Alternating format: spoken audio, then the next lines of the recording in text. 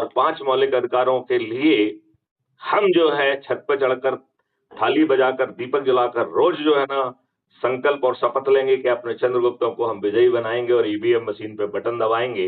तो बताइए हमारे इन चंद्रगुप्तों को क्या टिकट मांगने के लिए किसी के पास जाना पड़ेगा? नहीं।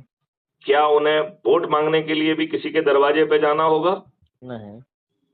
और वो सभी 543 के 43 जीत जाएंगे।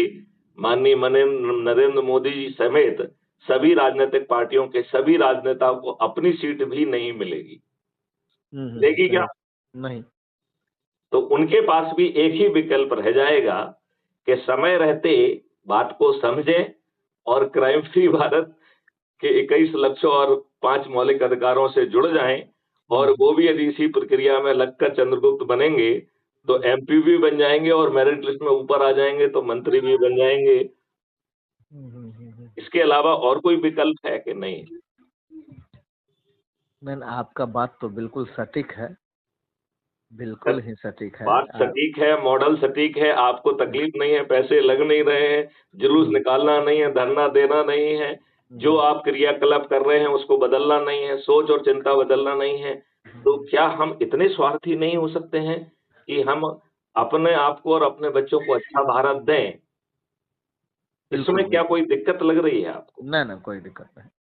तो क्या ये इसके लिए मैं कोशिश जारी करूंगा। अभी मैं जा रहा हूँ, सब आप जो बोले सारा को डाउनलोड करता हूँ, सब कुछ करता हूँ, यूट्यूब चैनल आप यूट्यूब चैनल पे चले जाइए।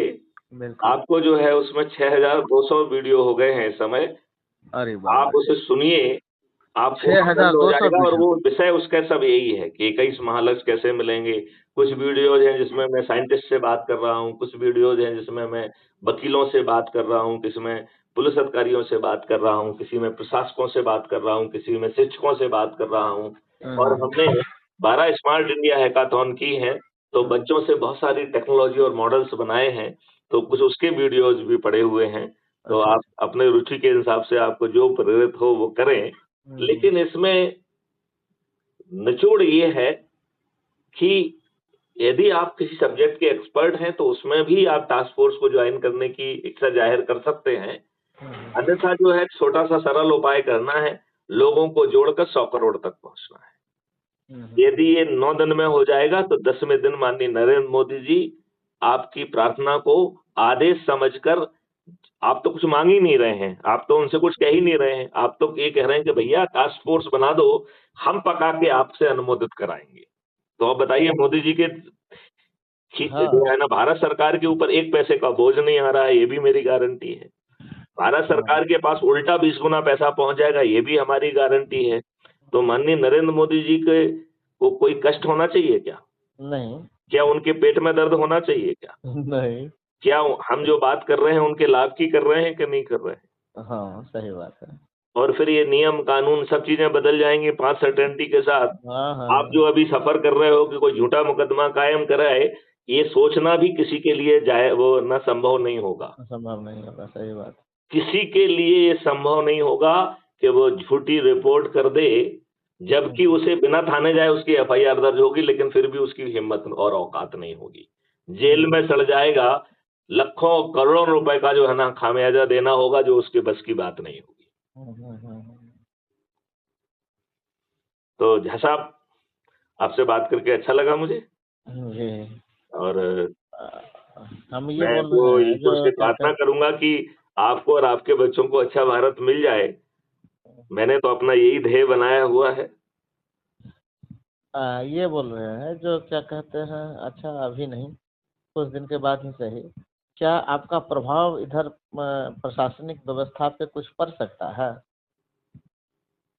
मुझे पूरे देश के सभी लोग जानते हैं और मेरा बहुत बार भ्रमण भी हुआ है। आपके जितने भी अधिकारी हैं और जो पहले अधिकारी रहे हैं वो सब भी जानते हैं।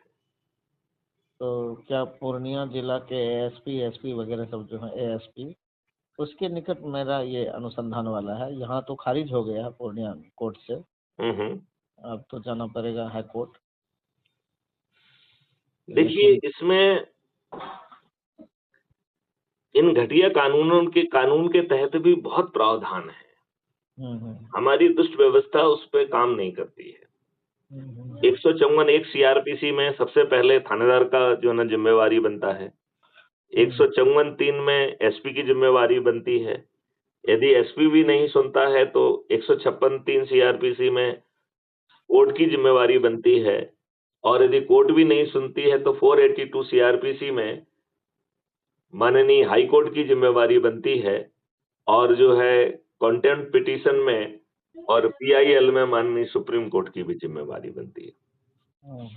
एसपी, डीआईजी, आईजी, डीजी की जिम्मेवारी इंक्लूडिंग होम मिनिस्टर और चीफ मिनिस्टर की एडमिनिस्ट्रेटिव रिस्पॉन्सिबिलिटी